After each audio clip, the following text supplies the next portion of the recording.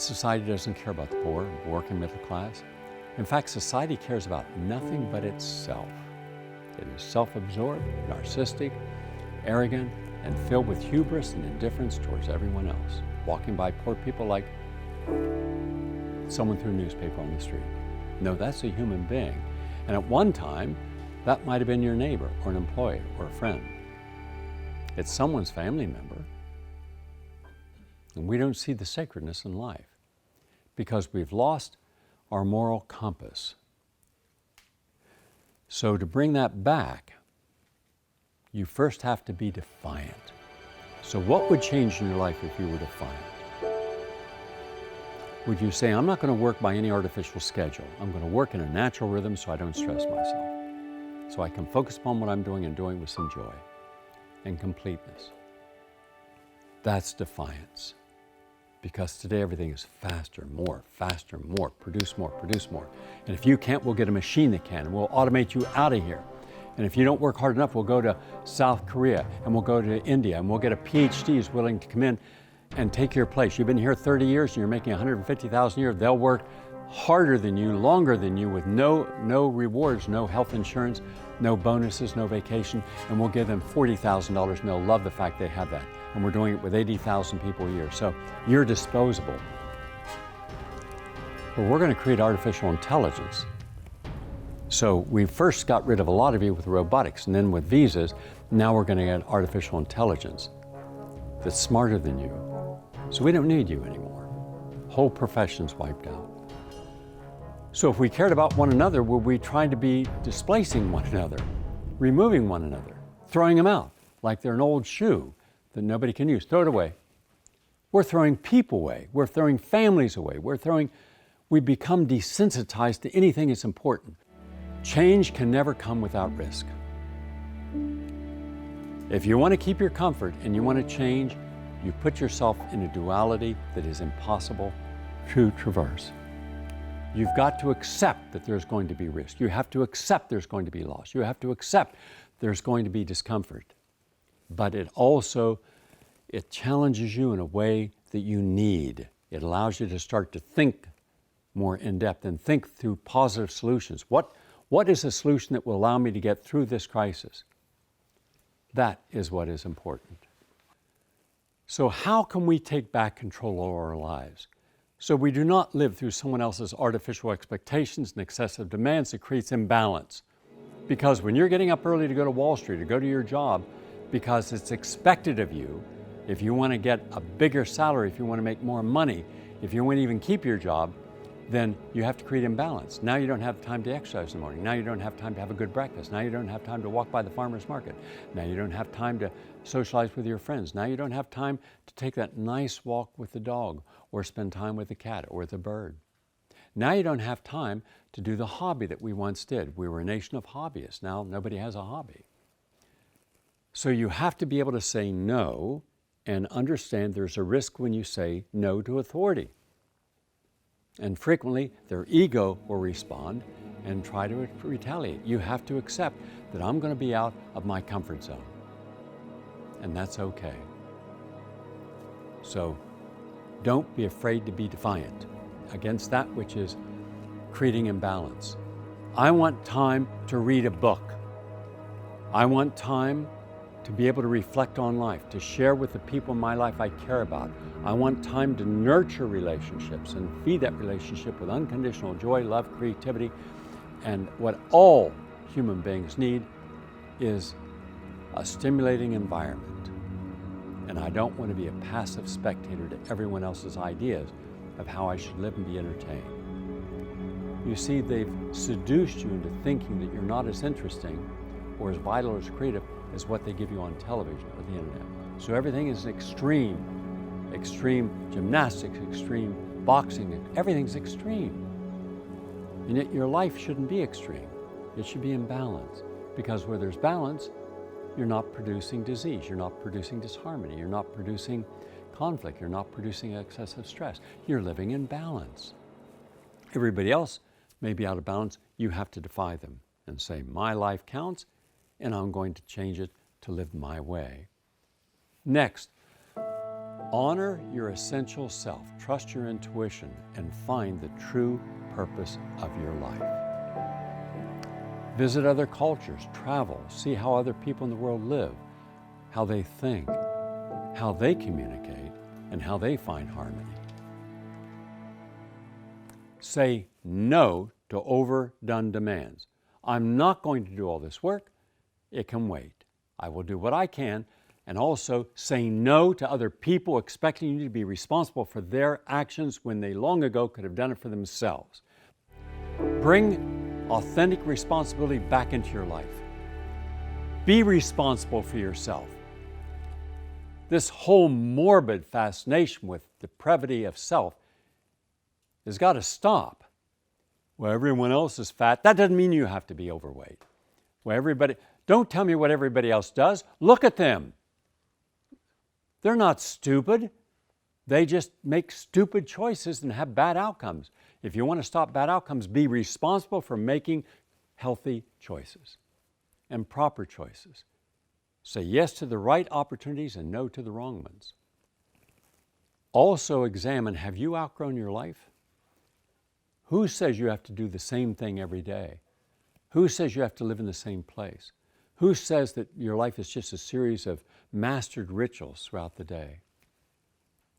Why couldn't you say, I've outgrown the life I had. I'm no longer 4 years old, and therefore I'm going to grow anew. Start your life over. Start it from scratch. And put in your life everything that you want. So you're the architect of your life, not false expectations, excessive needs of other people living through you. That will cause a lot of people to be uncomfortable with you. And once again, other people's expectations of you should not be the same as what you would have for yourself. Do you allow your insecurity to control all your actions? Do you have guilt, fear, shame, and insecurity? If you do, you're not going to do anything. You've got to realize these are artificial epigenetic constructs, conditioned responses from our past. And we need to be able to say, I'm going to take chances, I'm going to take risks, I'm going to have some failures, I'm going to have some loss, I'm going to sacrifice some things, but it's worth it because I'm going to grow. I'm going to live a larger life for myself, see the world as it is. And when you do that, you're seeing the world as if you're looking through a keyhole. Why not open the door and see all of life? See the sacredness of life, see the interconnectivity of life, see life in balance, see life as it should be. And then you start seeing how your perception of what you can and can't do was artificial and not real, and now you're seeing life in a real way, and it's not artificial, it's authentic. Therefore, you lose your fear, you lose your insecurity, you lose your uncertainty, because you have the confidence. You're in that moment. You're in the zone of living. All of us exchange energy every day. We can be happy or sad, good or bad, constructive, destructive, positive, negative, helpful, hurtful. We have a choice. You can get to the right lessons in life by understanding the consequences of the wrong lessons. But to do that, you have to sit in quiet introspection and examine the lessons you trusted and believed and the consequences. What was the outcome? And don't defend bad choices from people who may be well-intentioned but ended up causing you to suffer. Be honest. Simply be honest. I don't care if it's your mother, father, brother, sister, teacher, rabbi, priest, nun. I don't care who influenced you. If you found that was the wrong lesson to learn, then acknowledge that. Not out of any retribution, not out of any negativity. Simply be honest so it doesn't happen again. So you can have an honest filter. You can see when the wrong lesson is being taught, you're aware enough to say, intuitively, that doesn't feel like what I should be doing. It might be good for you, may not be good for you, but it's not my lesson to learn. It's yours. So don't assume everybody who's trying to share a lesson with you is doing it for the right intentions and the right motivation. There's an awful lot of massive manipulation in our society. Think of all the things you were convinced to buy and you shouldn't have. Think of all the credit cards poor people were told, get this credit card, and you got it now, you're in debt peonage. Think of all the students who went to college and didn't learn how to do critical thinking. There was no career when they got out, and now they're in their mother's basement on a computer and not working and not helping the family because they took the wrong courses, because it was just a fun place to go and socialize and get drunk. And you should be the teacher, not looking for other people, not looking for gurus and experts, because those people are not experts on your life. No one is an expert on your life. You're an expert. And finally, if you want to really change, you have to know how to relocate your repressed energy. I see so many people that feel constricted. Fear constricts. Love expands. Insecurity constricts. Confidence expands. Ego constricts. It has to defend itself. It's always on guard. So nobody sees its vulnerability and its incompleteness and its deception. But harmonizing with life expands.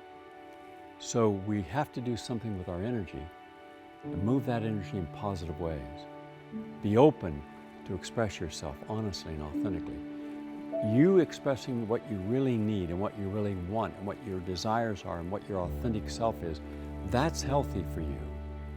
Repressing it because of fear that someone will judge you, that you are incomplete, you've disappointed them because you didn't live by their notions and have the outcome they expected of you. That's not how you should be living. Not realizing kids are not perfect. Kids love to explore life. Kids love to open things up and try to fix things and close things and break things. It's a normal part of our evolution. And yet, when you push a kid to be perfect, then they're little adults, they're not little children. There's no chance for a child to see who they are and evolve. All they become is a mirror of the insecurities of the mother or father. They feel that the only way I can get attention or any love is if I do what they want, and hence they're like a debt slave to emotion of other people. And we have millions and millions of obsessive, insecure, highly successful, rich, and in debt. They're rich and then they're in debt. They buy stuff and then they don't buy stuff that is going to appreciate in value. They buy stuff like jewelry and yachts and cars and apartments, and everything is to get ahead, and they don't have the time to give the kind of input to the children that the children need. Children don't care about how many cars you own. They don't care about if you've got designer clothes. Kids just want love. They want joy. They want to goof off and see you laugh and smile at them. And today, that's gone in so many people. And boy, do we have a bad batch of parents today. Sorry to say that, but it's true. Don't blame the kids. Don't blame a whole generation, and not all of them are that way. There are decent parents, of course. But don't blame those kids that end up narcissistic, entitled, selfish, self-absorbed, indifferent. Those kids weren't born that way. They were created in the image of their parents. So step back from the kid out here acting out and look at the parents, and you'll see where all that came from. And yet we don't have any courage in our society to make those parents responsible for the actions of their children. And we should. So in looking at life and looking at the demands, looking at the responsibilities that we have been given, looking at the expectations, drop all the balls, all the things you're juggling every day, and then you just, there's no time for you, and you're exhausted, you're burned out, the passion's gone, the interest is gone, the exciting environment that you could create is gone, the enrichment of life is gone. You're not looking for enrichment anymore. You're just looking to get from day to day, or from a week to a weekend, or for a year to a holiday, or from working to retirement. You're looking to get into a safe enclave where you don't have to think about anything, help anybody. You've done your bit, everyone else can do theirs. But it's everyone's global warming, it's everyone's terrorism, it's everyone's malnutrition out there. We should be responsible. I'm not responsible for anything. Boy, if that's how we think, we have not been living an authentic life. But we could change it.